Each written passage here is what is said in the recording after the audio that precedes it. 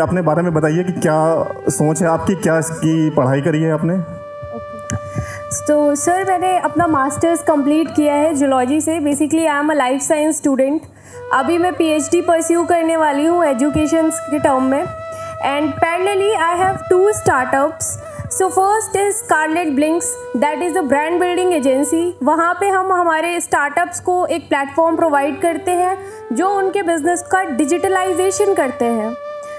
From their logo to website to their e-commerce to all the needs जो कि एक startup को या एक बिज़नेस को होती हैं अपनी ऑनलाइन प्रेजेंस को सस्टेन एंड मेंटेन करने के लिए। सो वो हम करते हैं। This is a first startup जिस पे मैं काम कर रही हूँ पिछले 8 महीने से। And coming on the second, I have developed aroma therapy product. अच्छा, मैं रोकूंगा 1 मिनट। मैं पहले के बारे में थोड़ा बिल्कुल ब्रीफ कर दूं 1 लाइन में। एक्चुअल में जो आप देखते हो लिंक्डइन में पोस्ट हो रही है, इंस्टाग्राम पे पोस्ट हो रही है, आजकल इसकी बड़ी नीड है। बिकॉज न्यूज़पेपर ख़त्म हो गए हैं और हम लोग ने बुक्स पढ़ना बंद कर दिया है। हम लोग सिर्फ फ़ोन पे खेल रहे हैं, क्योंकि फ़ोन पे क्या होता है कि हम अपने अकॉर्डिंग चीज़ें देख सकते हैं। तो ऐसे लोगों का, ऐसे कंपनीज़ का ब्रांड हम वहाँ पर अवेलेबल कराते हैं स्कारलेट ब्लिंक के थ्रू। तो ये वो मार्केट की नीड थी जो हम लोगों ने पहचाना और इसके बाद में रिचा ने उसको प्रॉपर सपोर्ट किया। इवन वो मेरी कंपनी जो हाईटेक का पूरा काम ये देख रहे हैं, इसके अलावा भी और जो बडिंग एंटरप्रेन्योर्स हैं उनके लिए भी काम देख रहे हैं और उनको फ्री कंसल्टेंसी दे रहे हैं। मतलब कि अगर कोई एंटरप्रेन्योर है जो फंड कॉन्स्ट्रेंट है, फंड नहीं है उसके पास, तो स्टार्टिंग में कोई उसको इन्वेस्टमेंट नहीं देना है। हम लोग सपोर्ट सिस्टम पर हैं जहाँ पर रिचा हमारे साथ में कोलैबोरेट कर रही है इसके लिए। अब सेकंड है जो एक वेलनेस का प्रोडक्ट है, अब रिचा उसके बारे में बताएगी। Okay, so coming on second, जो मेरा सेकेंड स्टार्टअप है वो है स्कारलेट ब्लिंक्स अरोमा थेरेपी, जहाँ पे हमने प्रोडक्ट्स को डेवलप करा है जो हमारे वेलनेस के लिए इम्पॉर्टेंट है। इन प्रोडक्ट्स में सोया वैक्स का यूज़ हुआ है। मार्केट में वैक्स जो है, जो कैंडल्स हम यूज़ कर रहे हैं फ्रॉम कुकिंग टू एवरीवेयर, वो पैराफिन वैक्स से बनी हुई हैं। Paraffin wax is a petroleum product और उसके फ्यूम्स हमारे लिए अच्छे नहीं हैं। That fume is really not healthy for us, तो हमें उन चीज़ों को अवॉइड करना है। बट कैंडल्स अब एक नीड है। लाइक अब अगर हमें अपने एनवायरनमेंट को वाइब लाना है तो सिंपल सा स्टेप है, people light up a candle. So replacing that unhealthy paraffin wax candle, I have brought a soya wax in the market. Soya wax का development, that is a 100% vegan product, plant based है। उसके fumes हमारे lungs के लिए बिल्कुल भी unhealthy नहीं है। This is an better wellness option. And उसमें जो इसेंशियल ऑयल्स यूज़ हुए हैं, जो उसका अरोमा होता है, वो किसी केमिकल या परफ्यूम से डिराइव्ड नहीं है। That aroma has been taken from essential oils, and essential oils भी कोल्ड प्रेस टेक्नोलॉजी से डिराइव करे गए हैं, उनको वहाँ से एक्सट्रैक्ट किया गया है। देन उनको हम अपने सोया वैक्स के साथ यूज़ करते हैं। जब आप कैंडल को लाइट अप करते हैं तो after 10 minutes these aroma particles और essential oils like activate, and वो हमारे रेस्पिरेटरी ट्रैक के थ्रू हमारे लंग्स तक जाते हैं। And as we all know, lungs में ब्लड का ऑक्सीजन एंड CO2 का जो ट्रांसफ़र एक्सचेंज होता है वो वहाँ पे हो रहा होता है। सो ये जो पार्टिकल्स हम इनहेल करके जाते हैं लंग्स में, वो हमारे ब्लड के साथ मिक्स होते हैं। And from blood These particles travel to our brain and वहाँ पे डोपामिन एंड सेरोटोनिन जैसे न्यूरोट्रांसमीटर्स को रिलीज़ करते हैं एंड दे वाइब अप और हमारी बॉडी को एक अच्छा फील देते हैं। बिल्कुल वैसा ही फील जैसा कि कुछ लोगों को ड्रग्स वगैरह करने के बाद आता होगा, एक लाइट सा फील, वैसा ही कुछ हम एक हेल्दी ऑप्शन में लेकर आते हैं। ऐसे 9 कॉम्बिनेशंस मैंने प्रिपेयर करे हैं जो कि 9 डिफरेंट सिचुएशंस के लिए यूज़ करे जा सकते हैं। अगर आप मेडिटेशन करने वाले हैं तो आप उस टाइम आपके माइंड को फोकस की नीड है। उस टाइम पे हमें चाहिए कि हमारे माइंड में जो और भी एक्टिविटीज़ चल रही हैं वो उस पैरेलल टाइम पे थोड़ा सा स्लो डाउन हो जाए। तो उस टाइम पे हमने सैंडलवुड के साथ एक कॉम्बिनेशन को प्रिपेयर करा है एंड जब हम उसे लाइट अप करते हैं तो after 10-15 minute you can feel the difference जो कि आपके मेंटल लेवल पे हो रहा होता है। So this is about my product. Okay, इस पर तो ताली हो सकती है। अच्छा, अब यहाँ पर क्वेश्चन आ रहा होगा कि प्रोडक्ट डेवलप बहुत लॉन्ग का हो गया है, बिजनेस बना है कि नहीं बना है। अब हम उस पर आ रहे हैं, उस पॉइंट पर आ रहे हैं, क्योंकि लास्ट 2-3 डेज बहुत हैपनिंग रहे हैं हम लोगों के लिए इसलिए कि मैं इसको मेंटोर कर रहा हूँ, मैंने इसलिए बोला हुआ है। तो अभी पहली चीज़ मैं बताता हूँ आपको कि अच्छा, ये अभी जो प्रॉस्पेक्ट है आने वाले 6 महीने का, कितने करोड़ का बिजनेस हम लोग प्रॉस्पेक्ट कर रहे हैं? Sir, prospect business is approx 5 to 6 crores। और ये ऐसे नहीं है कि जब बता रहा हूँ कि मैंने प्रॉस्पेक्ट किया, ये पेपर्स पे है। और सबसे बड़ा क्लाइंट जो मैंने ट्रैक किया अभी तक का, कौन सा ट्रैक किया आपने ma'am? Can we take the name? या why not. So the biggest of the client is, जो अब हमारे क्लाइंट हैं, अब हम उनके साथ अपने प्रोडक्ट को शेयर करेंगे। अच्छा, वहाँ पर बेसिक क्या नीड होती है ऐसे होटल्स में जहाँ आप बता रहे हो, वो क्यों लेंगे आपका प्रोडक्ट? ओके, सो लैंडमार्क जैसे होटल्स जो हाईली नीश्ड प्लेसेस हैं, वहाँ पे एक कैटेगरी है जहाँ पे वो स्पा एंड वेलनेस का एक पूरा सेटअप मेंटेन रखते हैं। सो वहाँ पे दे लाइट कैंडल्स यूजुअली। तो जो वो कर रहे हैं, जो कैंडल्स वहाँ पे ऑलरेडी यूज हो रहे हैं, उनको we can replace with our candles which are the way healthier and the wellness product specially. और अरोमा भी बहुत अच्छा है, यू कैन फील दैट। अब हम लाइट करेंगे, you can basically use that. Amazon, Flipkart पे हम अवेलेबल हैं, तो आप वहाँ से लेके इस प्रोडक्ट को ट्राई कर सकते हैं। अभी अमेजॉन पे क्या इसकी हेल्थ है, क्या ऑर्डर्स आ रहे हैं आपके पास? Sir, within a week हमें 5 to 6 order from the 4 to 5 different state from the India orders receive हो चुके हैं, विच इज़ क्वाइट गुड। मतलब इतनी जल्दी अकाउंट पे इतना अच्छा रिस्पॉन्स नहीं आता है। एंड जो हमें फीडबैक रिस्पॉन्स भी आए हैं वो भी बहुत अच्छे आए हैं। लाइक जो उन्होंने हमें रिव्यू करा हुआ है कस्टमर्स ने, तो उनका रिस्पांस भी बहुत अच्छा आया हुआ है। तो आपको जो दोनों स्टार्टअप में कॉम्प्लीमेंट करते हैं कि ब्रांड बिल्डिंग भी खुद ही कर रहे हैं, वहाँ पे प्रोडक्ट भी है। तो मैंने इसको बोलते हैं कि एक टेस्टिंग मॉड्यूल है जो बिल्कुल प्रूवन है कि मैंने बनाया भी, और मैंने उसको सोशल मीडिया मार्केट पे या फिर ऐसी ई-कॉमर्स मार्केट पे उसको इस्टेब्लिश भी कर लिया है। क्योंकि मैं किसी और के पास टेस्टिंग करते तो मेरे पास में प्रॉब्लम रहती कि पता नहीं उसका प्रोडक्ट कैसा है। तो मेरी अथॉरिटी है बताने पर, और बहुत ही आराम से आपने वो समझ लिया होगा कि जो क्लियरिटी है प्रोडक्ट को लेकर के, मतलब वेल रिसर्च्ड है। जो हम लोग बहुत बार मिल चुके हैं कुछ बच्चे पहले भी, मैं पहले ही बोलता हूँ, रिसर्च बहुत ज़रूरी है। अच्छा, अब ये तो बहुत अच्छी बातें हो गई। अब ये थोड़ा पीछे आते हैं 5-6 महीने पहले में, कि ये जो जर्नी है जो 5-6 महीने के पहले की, वो ऐसे टाइम भी आए होंगे जहाँ पे लगा होगा कि कुछ नहीं होने वाला? ऑफ कोर्स ऐसे टाइम आते ही हैं when you start with something new, specially with me. मेरा पूरा बैकग्राउंड एजुकेशन का है। मेरी family they want me to become a professor, and उनका लाइक है कि get a job and settle down. So जब ऐसे स्टेप्स आते हैं, जब रिजेक्शन मिलता है मार्केट में and you go back home, so घर पे भी एक क्वेश्चन मार्क होता है कि what you are doing, you are wasting time, पढ़ाई कर लो। एंड मार्केट में जहाँ आप काम कर रहे हो वहाँ पे भी एक क्वेश्चन मार्क आ गया। So that time of course we don't feel good, but the entrepreneurship mindset तो वही है ना कि अब रिजेक्शन हो गया फिर भी हम वहीं खड़े हैं, हम कल के लिए प्रिपेयर हैं, आइए फिर से हमें रिजेक्ट करिए। रिजेक्शन से अब मैं भाग नहीं सकती। 10 लोगों में हो सकता है कि 6 लोगों का रिस्पॉन्स मेरे लिए पॉजिटिव होगा, 4 लोगों का नहीं होगा, तो I will accept those 4 also. मैं एक्सपेक्ट नहीं कर सकती कि मेरे लिए सब कुछ दुनिया में बहुत अच्छा ही होगा। So I am ready for all the things जो कि नेगेटिव भी होंगी। एंड एंटरप्रेन्योर्स को प्रिपेयर रहना भी चाहिए। लाइक बहुत आएंगे ऐसे टाइम, जैसे कि मेरे लिए लास्ट वीक बहुत अच्छा रहा। मैंने इस लास्ट वीक में ही इतना बिजनेस कर लिया जितना मैंने पिछले 8 मंथ में नहीं किया। एंड उस टाइम पे, उस पीरियड में देयर वाज टाइम कि मुझे लग रहा था कि क्या लाइक ये लोग सच बोल रहे हैं, लाइक मेरी फैमिली सही है क्या कि मैं टाइम वेस्ट कर रही हूँ, लाइक ये इतना ज़्यादा इम्पोर्टेंट है मेरे लिए। So there were questions, but फिर वही है ना कि जो करना है तो कर लिया। देन फिर ऋचा पे क्या चीज़ थी, जैसे कि अब फैमिली बोल रही है, मना कर रही है, नॉर्मल सी चीज़ है कि अपने फैमिली को हम लोग डिसऑबलाइज नहीं कर सकते। तो देन क्या रीज़न था या क्या चीज़ ऐसी थी जो वापस में उनको ओबलाइज भी करना था और साथ में प्रूव भी करना था, जो खड़ा रखा जिसने? हाँ, तो ऐसा मतलब मेरी फैमिली से कोई हार्ड एंड फास्ट रिस्ट्रिक्शंस नहीं है।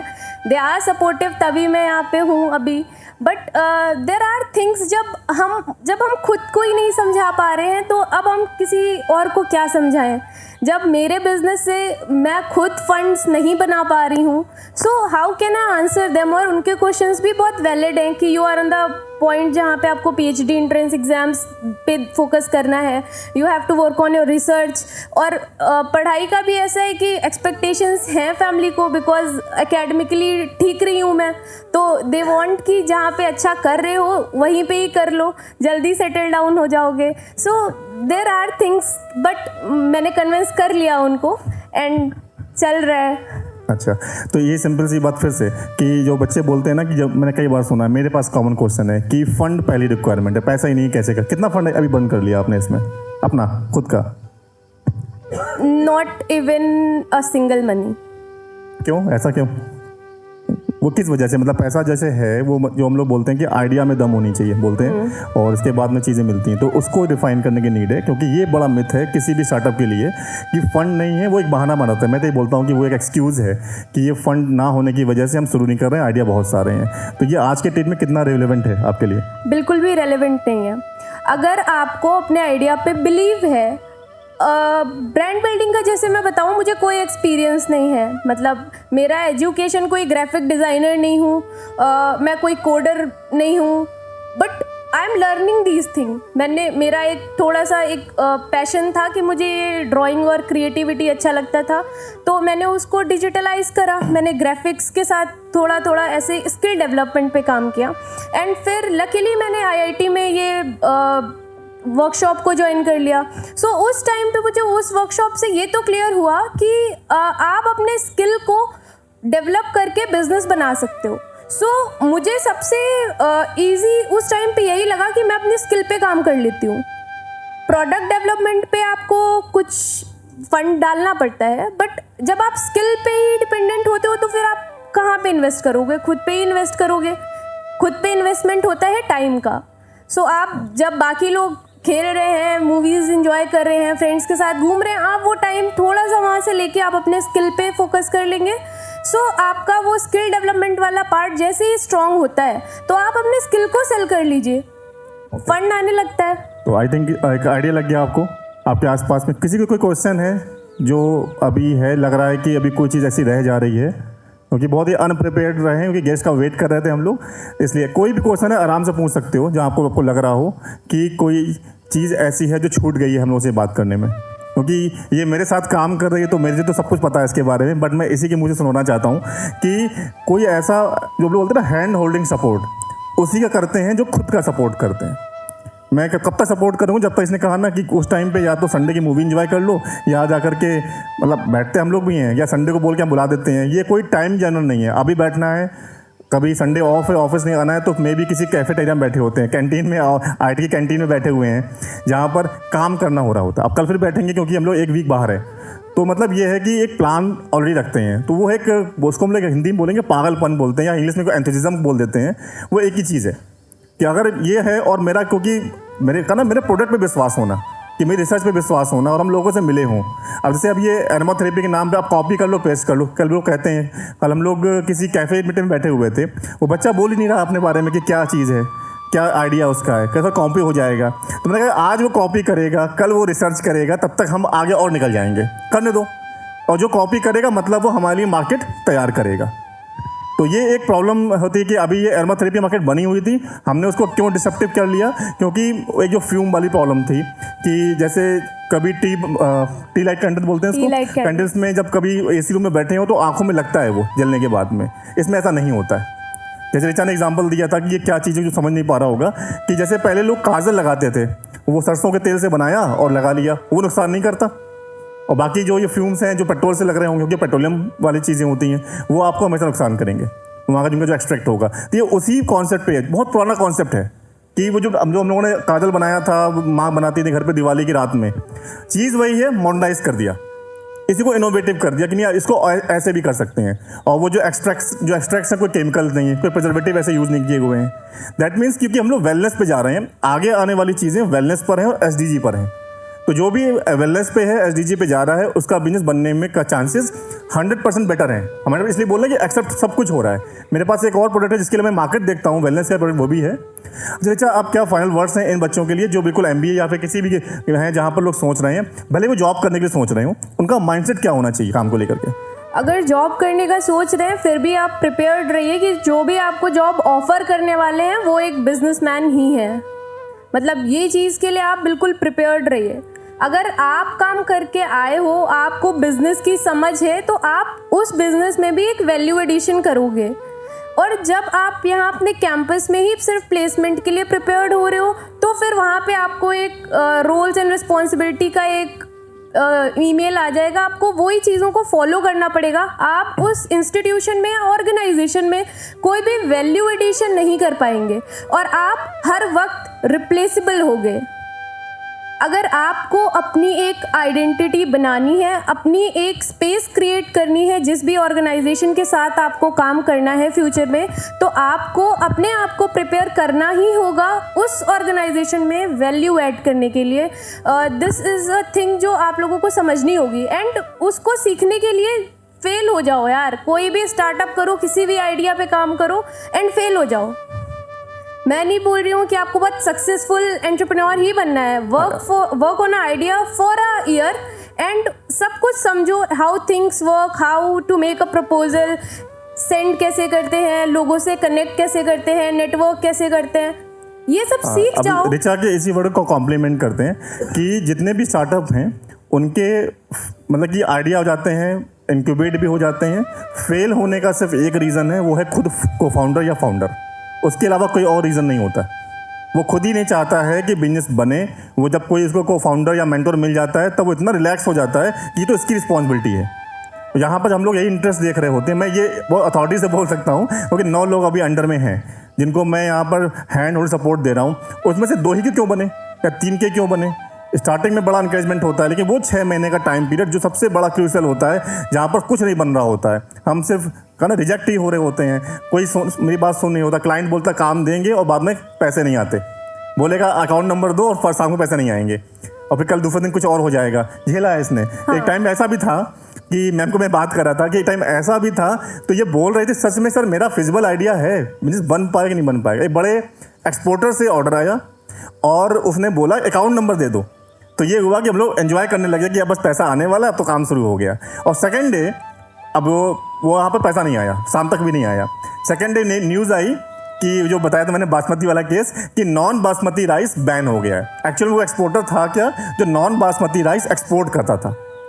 तो अब ये चीज़ें होती वो जो मेरे कंट्रोल में नहीं है। जो लोग बोलते थे ना पैसल कि ये कुछ ऐसे फैक्टर्स हैं वो रहेंगे। अगर MBA वाले बैठे होंगे तो वो बिल्कुल फिजिबल हैं, वो प्रैक्टिकल हैं। अब वो पैसल को पैसल से पढ़ लो या फिर ऐसे वर्ड पढ़ लो, पॉलिटिकल एनवायरमेंटल ऐसे पढ़ लो, चीज़ें वही हैं। बस क्या होगा, पैकेजिंग चेंज हो जाएगी हमारी। और जब यहाँ पर बैठे होगे तो इसलिए बच्चे बोलते अभी मैं पढ़ाई कर रहा हूँ, मैं क्या करने लगूंगा। उस टाइम तुम प्रैक्टिकल सीख पा रहे होगे। फिर जब तुम वो लिख रहे होगे एग्जामिनेशन में ना, जो प्रैक्टिकल बच्चे सीख के आ रहे हैं वो एक अलग कन्विंसिंग होगी। आपका कोई बुक में लिखा हुआ नहीं होगा, खुद का सीखा हुआ होगा, तब वो मैच कर पाओगे उसके साथ में। ठीक है Richa, thank you. I think अभी भी कोई क्वेश्चन आप पूछ सकते हो, नहीं है? ठीक है, थैंक यू रिचा।